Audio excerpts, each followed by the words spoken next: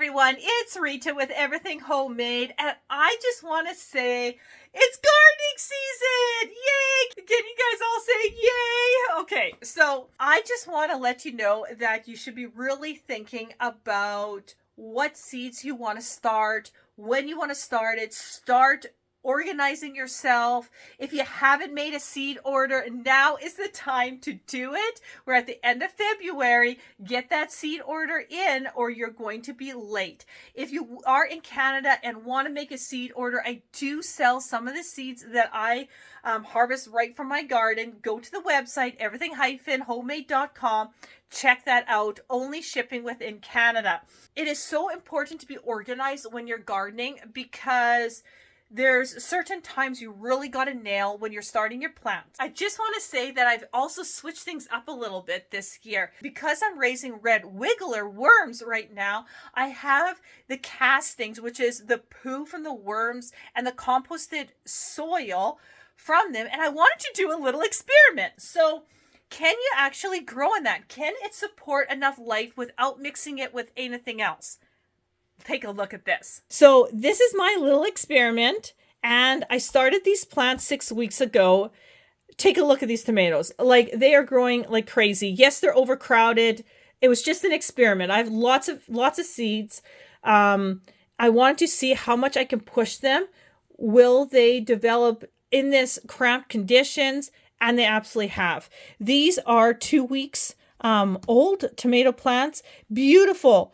True leaves coming there, nice and green. Look at that. This is all sawdust with a little bit of peat moss broken down from the red wiggler worms. Like, how cool is that? Zucchinis planted in my crack and plant method that you have seen me show you on this channel. If not, I'll post the video at the end here on how I grow an eggshell successfully. So at this stage right here, look at that. These zucchini plants are beautiful. Look at the green color. I would just crack this, take the eggshell off, and transplant it into the ground.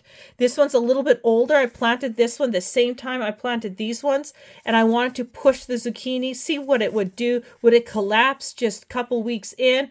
Absolutely not. It's continuing growing. It's a bit stressed now because, well, it's way too big for this. But again, if I would, crack this, plant it in the ground, nip off some of these shoots, loosen up the root a little bit, the zucchini would do really well. So take a look at this. This is a container too of tomato seeds 4 days ago. Started the last experiment that I'm doing. Look at that. Those are the roots starting. So they're not quite sprouted. They're just making those roots. Beautiful. Can you imagine this being 90% sawdust with a little bit of peat moss? And look at this. Mix. It's all castings. It's all what the worms have done. It's absolutely amazing soil for your starter plants and house plants, anything like that. So if you really want to see how I do the red wigglers, check out my other channel, Queen Worm Farm. I show you everything that I do there. So this is absolutely amazing. So if you ever want to, raise a few hundred worms in a smaller, container, man, this is the best way to make homemade soil. Hands down. I wish I knew this years ago, but this is a phenomenal experiment, and I can definitely see this working so well. And it's all living dirt.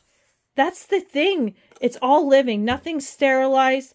And because I raise these red wigglers in my basement, there's no, lots of other bugs or anything in this dirt. So I don't have to heat up this dirt, which is so cool.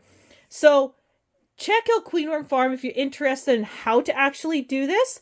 I keep posting videos on there, but I just wanted to let you know that this is possible. And make sure you order your seeds. Get yourself ready in your garden. Thank you so much for watching. Make sure you subscribe, like, comment, and check out my other YouTube channel. I'll see you on the next video.